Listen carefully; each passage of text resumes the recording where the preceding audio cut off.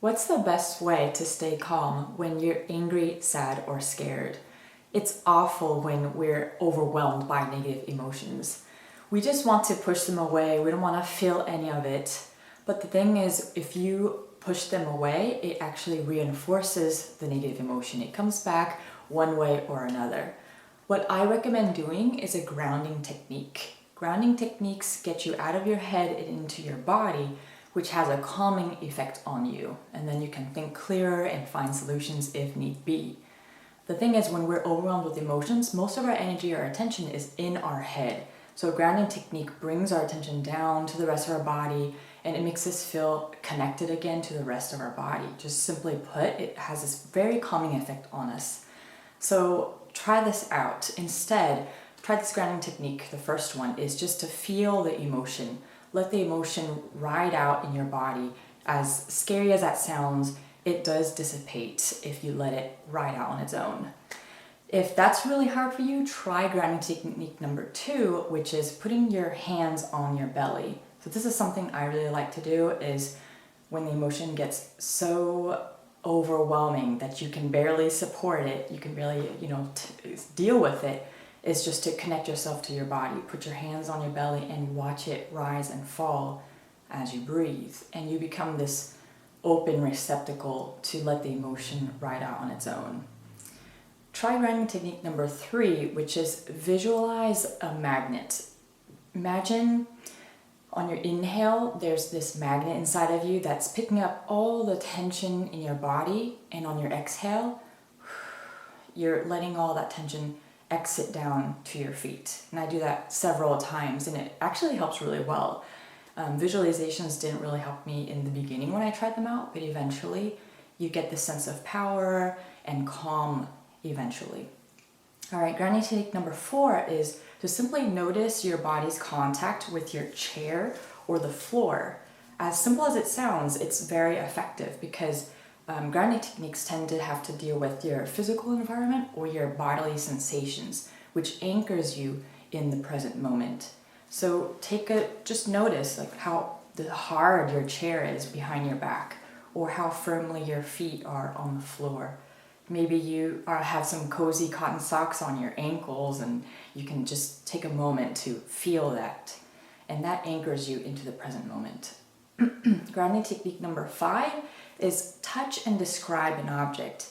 You can even keep some fun and interesting objects like shells or crystals around for this purpose. Just take one and start observing all the different colors and the textures and the ridges. Really zoom in on all the details, and that gets you out of your mind and right into your body. Grounding technique number 6 is stand like a tree. So keep your feet shoulder width apart, your arms by your side, or put your hands on your belly. And when you inhale and exhale, just imagine the weight of your body sinking into the ground beneath you. And if you want, you can even imagine roots growing out of your feet and grounding you into the earth. And that gives you a lot of stability to feel those emotions that can be so strong. All right, grounding technique number 7 is the 5, 4, 3, 2, 1 technique. So just look around your immediate surroundings and name 5 things you can see, 4 things you can touch, 3 things you can hear, 2 things you can smell, and 1 thing you can taste.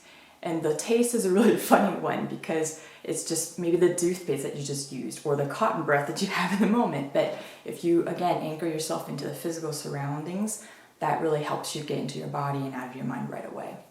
All right, grounding technique number 8 is the progressive muscle relaxation process. So just take a body part like your feet, and when you inhale, squeeze, like tense up your feet for those 5 seconds as you're inhaling, and then when you exhale, you release that tension, and you do that with another body part, for example, your legs, and you move throughout your whole body and do each body part like that, and you'd be surprised how calm you can feel afterwards. Grounding technique number 9 is mindful movements. So Thich Nhat Hanh has created mindful movements. There's 10 of them that you can check out in the book of the same name.